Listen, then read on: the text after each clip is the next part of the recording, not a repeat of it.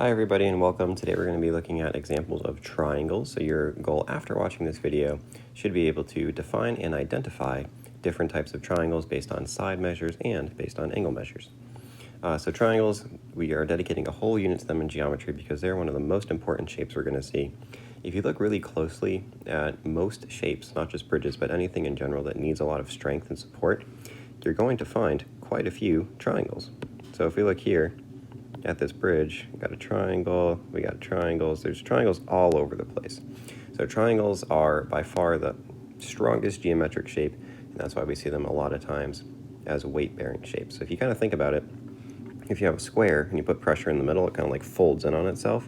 But if you put pressure on a triangle, it doesn't have the same properties as a square. It has a little bit more support, and it can direct that energy to a point instead of just kind of caving in the middle there. So again, triangles, some good shapes to have if we're thinking about construction or any landscape architecture, or even just building anything in outdoor resource management, anything like that, anything where you need strength and support. Triangles are going to be solid shapes. So we see them a lot in things that are constructed, and I would challenge you, if you're going out for a drive or just out and about over the next few days, even just walking down the hallways of DACC, you will see triangles as some structural support shapes. So let's jump into it here. The first thing that we should do is just go over some of these definitions. So first, parts of a triangle. So a triangle, the definition of a triangle is a three-sided polygon. We see an example on the side here. The way that we name these is we just call them by their edges. We would say like triangle WXY, or we could say like triangle WXY. So the sides of this triangle, all triangles again have three sides. We'd want to name them. They are segments. So segment WX. We also have segment XY. And then finally we would have here segment WY. Vertices, these are just it's another way to say the points of a triangle. So again, all triangles will have 3 points. So just like our angle vertexes, we're going to see those are, again, vertices, I should say. So our vertices is we have W as a vertex, we have X as a vertex, and we have Y as a vertex. And then finally, at each of these vertices, we form an angle. And I'll put numbers on these angles here. I think highlighting them would be the best way to do it. So if we're looking at our first angle here in brown, it's angle XWY. We'll do a second angle here in purple, so number 2, so WXY, now in that order.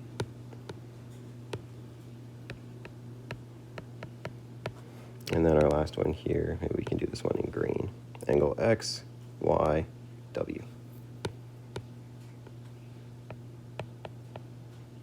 So again, defining all these angles based off of the points that we are given, and we're going to see a lot of different ways to classify triangles, a lot of different segments and vertices and sides and angles contained within them. But again, here is a good example of how we can break them down into their parts.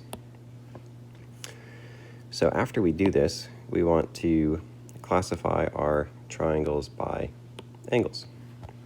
So we'll start with a right triangle. These ones come up very commonly.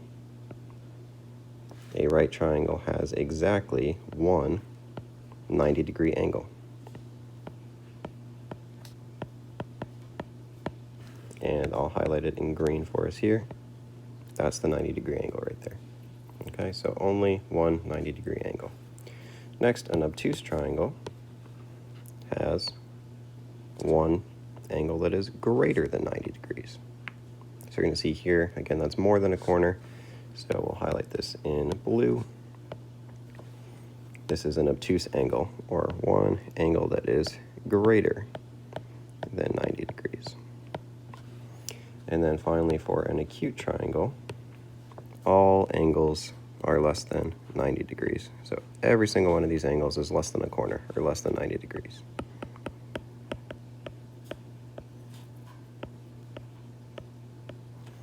And then finally, equiangular triangle. Just a really fancy way of saying all of the angles are the same. So before we do this one, a little bit of a math problem here. Triangles add up to 180 degrees, and they have 3 angles. So that means that each angle measure here we're going to see has to be 60 degrees exactly.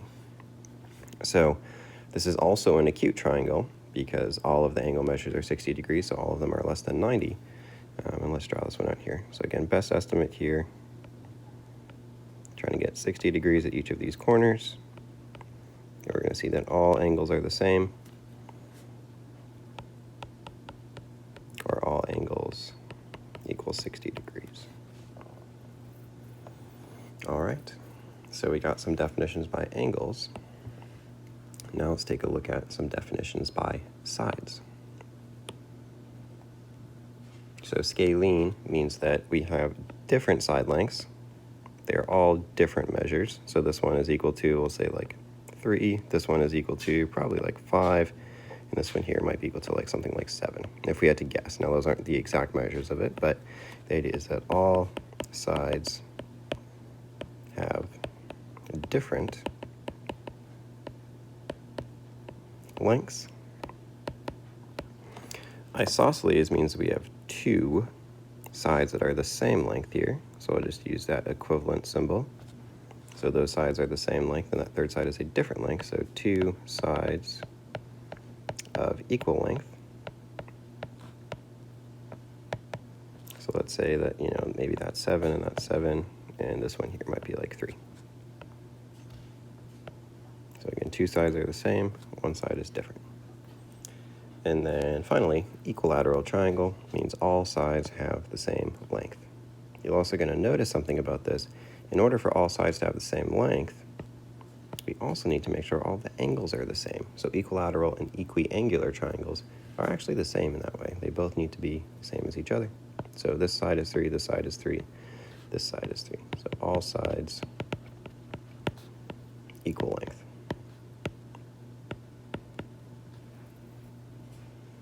All right, going to keep it going. So we can take the definitions that we have here and we can use them on some figures. So a quick reminder, if we have something like a single dash, that means that those entire lines are the same length. So AB and AD, those are exactly the same length. And we can say the same thing here about BE and BD. Again, those dashes are telling us equivalence or congruence. And we can use that information there to, again, help us answer some of these questions. So they want us to identify, and there's a whole bunch of triangles in this figure, but they want us to name some triangles that meet the following properties. So the way that we would do this, for example, isosceles, is we need to take a triangle that has, again, 3 sides, but 2 of them have to be the same. So we know that AB and AD are the same. So we can say that triangle ABD is isosceles, and let's highlight ABD.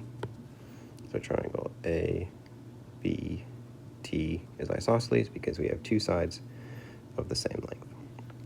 Now do the same for scalene, and again, make sure that we only have no sides match, so no pairs of congruent sides. All sides have a different length. Next, we want this to be equilateral for question 2. That means that all sides have to be the same length, so we have to make sure, again, one step at a time, that these sides equal each other. So we need side SR needs to also equal side RT, which is 2x. So we'd want to go through and solve that. Once we have an answer for that, we also need to make sure,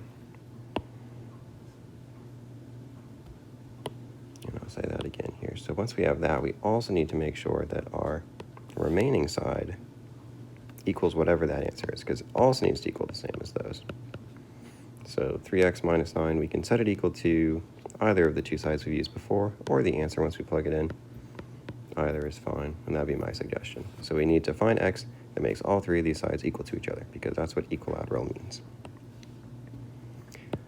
And then finally, for example number 3, we need to find x, and they want us to, once we have the side length for x, plug it back in to find JM, MN, and JN if we have an isosceles triangle here. So isosceles means 2 of these sides are the same, so that's going to be our equation. So these 2 sides here, 2x minus 5, has to be the same as 3x minus 9, and then again solve for get x equals, and then we do need to plug it back in, so we need to also find Jm, Mn, and Jn.